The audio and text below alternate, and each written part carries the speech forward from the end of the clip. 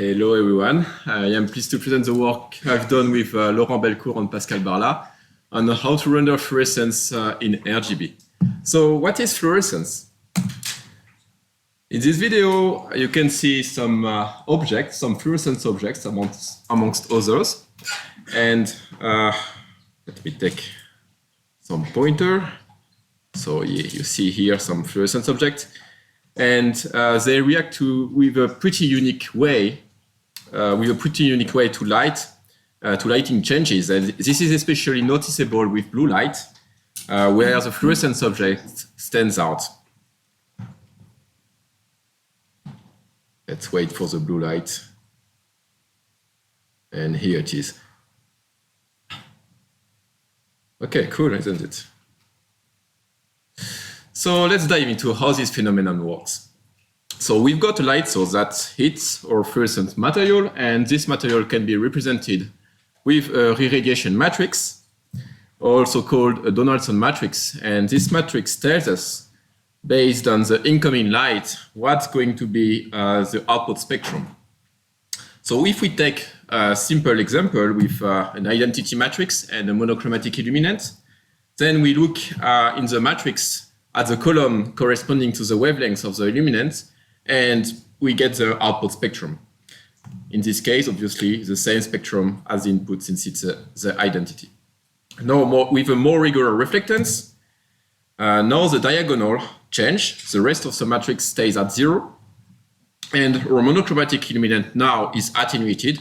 It's still monochromatic, but it's going to be attenuated for that specific wavelength. Now, what happens with a fluorescent material? This matrix is not diagonal anymore. Now you can see there is some extra values out of the diagonal, and the output spectrum isn't monochromatic, even if the lighting is monochromatic. So you can observe a small bump on the output spectrum, and this is what characterizes fluorescence. So radiations, re-emissions from one wavelength to other wavelengths.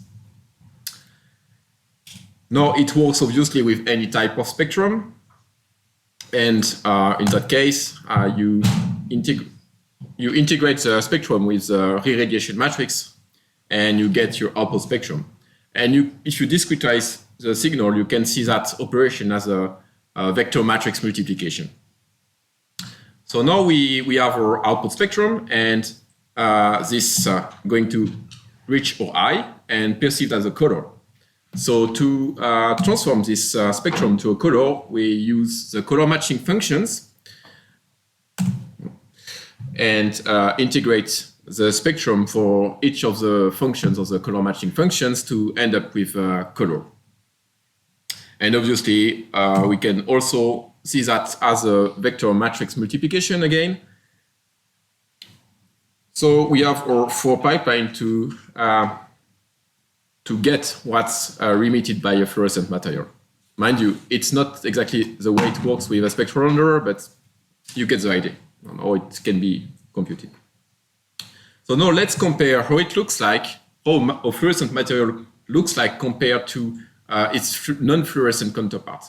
So on one case is with a fluorescent material, we take the full radiation matrix, and for the non-fluorescent one, we remove everything out of the diagonal, so we get a straight reflectance. And you can make two observations out of this render, or out of this comparison. The first of all, the color reflected by a fluorescent material may appear very different than the color used for lighting the object. And the second observation you can make here is the fluorescent material may appear much brighter than its non-fluorescent counterpart.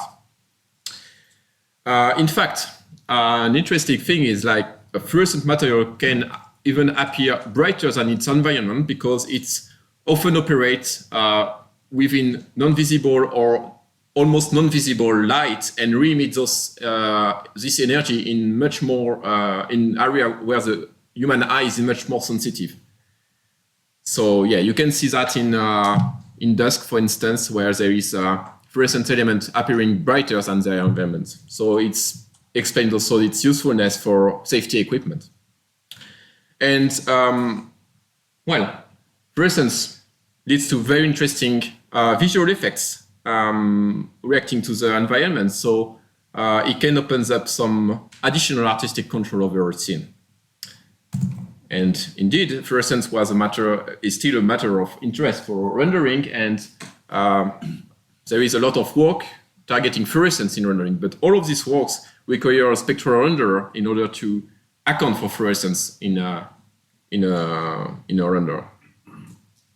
What we like to do instead is to replace all of the spectral dependency of a renderer, but still account for fluorescence in RGB. And with that type of thing, you could imagine replacing the big spectral irradiation matrix into a small color transformation matrix.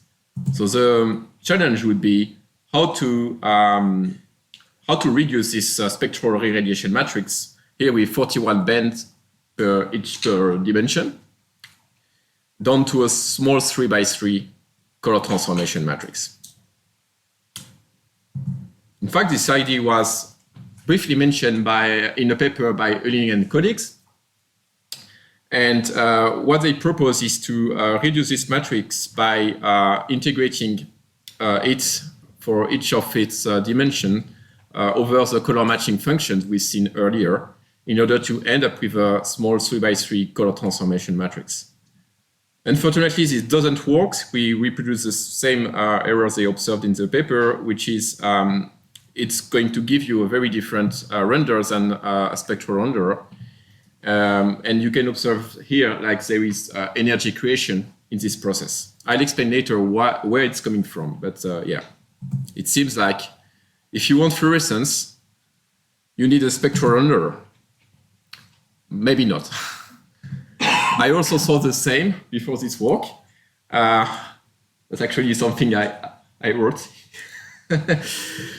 But this work with Laurent and Pascal proved us that with the right formulation, we can get some convincing results even in RGB to reproduce fluorescence. So we can sidestep this energy energy creation process during the reduction and end up with these results.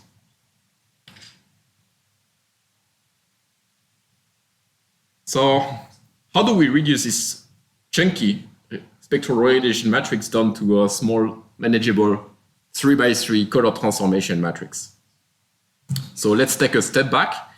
We have a lighting which is defined by a color. We have our spectral radiation matrix, and we want to get at the end a color, a reflected color. So we would like to have an uplifting operator that would give us a spectrum corresponding to the lighting, to the RGB lighting. Then we could multiply this spectrum with a irradiation matrix, end up with a reflected spectrum, and this spectrum could be then downsampled to color. For the downsampling part, we already seen that before, so we just use a color matching function for this process. But what about the uplifting? Now, for the uplifting, the technique I've mentioned before used the same color matching functions for performing this uplifting. More precisely, the transpose in their matrix form. But when we look at these color matching functions, we can see that there overlaps, and this explains the unlimited energy creation when we reduce the matrix using the same color matching function twice. So these functions are not orthogonal, and the transposition cannot be used to use these functions as an uplifting operator. Instead, we use a non-orthogonal reduction in order to perform this uplifting. And now with this dual basis, we don't get any unwanted energy, which means if you upsample and downsample a value, you will get the same value after this process. So the paper goes into the details on how to obtain this dual basis. So now we have our uplifting operator, our pipeline is complete. And you can make two observations out of this pipeline. The first one is the uplifting and upsampling here. Upsampling and downsampling operators are independent of the scene. They are just dependent on the color matching functions. And they are both linear. So we can combine these three operations together. Well, we can combine the upsampling, the re-radiation matrix, and then downsampling to end up with a small 3x3 matrix. And this computation has to be done once per re-radiation matrix and doesn't have to be repeated during the rendering process. So after this reduction, we end up with this color transformation matrix, and we can obviously transform a color. So we can transform any arbitrary color into a new color and get a reflected color this way. We can try this with a unit test by reducing the identity matrix.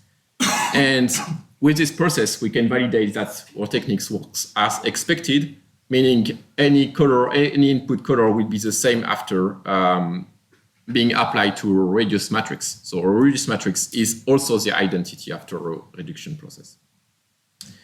But if we used the CMF twice for uplifting and downsampling, then this reduction wouldn't give an identity matrix. And in that case, the output colors won't be the same as the input colors. So we can now easily integrate this reduced matrix into an RGB pipeline by just when we have a light hitting a fluorescent material, multiply the light color with the matrix transformation, end up with a new color, and repeat the process as much as needed. And again, our results are very close to a spectral renderer. But I said previously that re-radiation often occurs from non-visible or barely visible light and is re-emitted into a visible spectrum. And the problem is, how do you represent a color, or do you represent non-visible light with a color? You can't, basically. Doesn't make sense. So with a color, with the reduction technique in XYZ, you can't reproduce the same effect as you can observe here in spectral. If you look at the re-radiation matrix of this material, you can see that we've emitted in an area which is almost black, but this energy is going to be re-emitted in this area of the spectrum which is clearly visible and well represented by a color. But the good thing is the reduction techniques I've introduced before isn't tied to a specific set of CMF. So we can use it with any type of CMF, and in fact, we use this as by adding an additional band. We use it as to our advantages. So we add an extra UV band to the color matching functions. In other cases, it wouldn't be useful because this band is out of the visible range. But in our case, it allows us to transport invisible light that is potentially re-emitted into a visible color after re-radiation. So with this extra band, we have a CMF which now consists of 4 basis functions, and colors in brackets are going to be represented with a 4 component vectors, and the reduced matrix will be a 4x4 matrix. And by adding this extra UV band, we can now simulate the same type of luminescence effect that you could see in a spectral renderer, but you couldn't see with just the XYZ functions. And here is the result with another material. Now, an advantage of our technique is it's very compact. It just consists of a small matrix. And we can easily use it in real time. And this is what we've done, actually. We added the support. Well, we did a demo in Unity, and it required just small modifications, an additional attribute in the shader to store the matrix, and just transformation of the light prior to the computation of the BRDF. And I'm going to show you a demo rendered on Intel Arc A770 in Unity. So here's a demo. Yes, okay. And our robot is covered with two different fluorescent materials. And now we are going to see how it compares without fluorescence in the game engine. So when we are going around different environments, our fluorescent material will react in very particular way, and it is especially noticeable under blue light. And we are going to see just a comparison with a spectral renderer with a similar lighting environment of the same materials.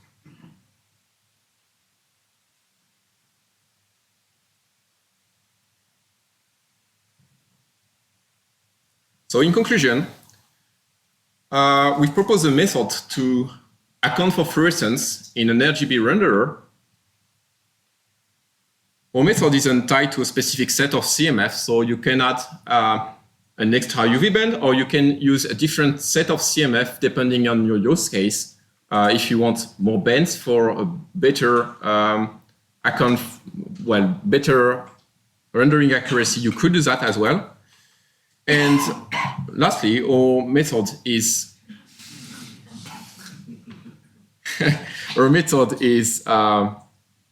well suited for real-time rendering. So thank you for your attention, and if you have any question, I will be pleased to answer those.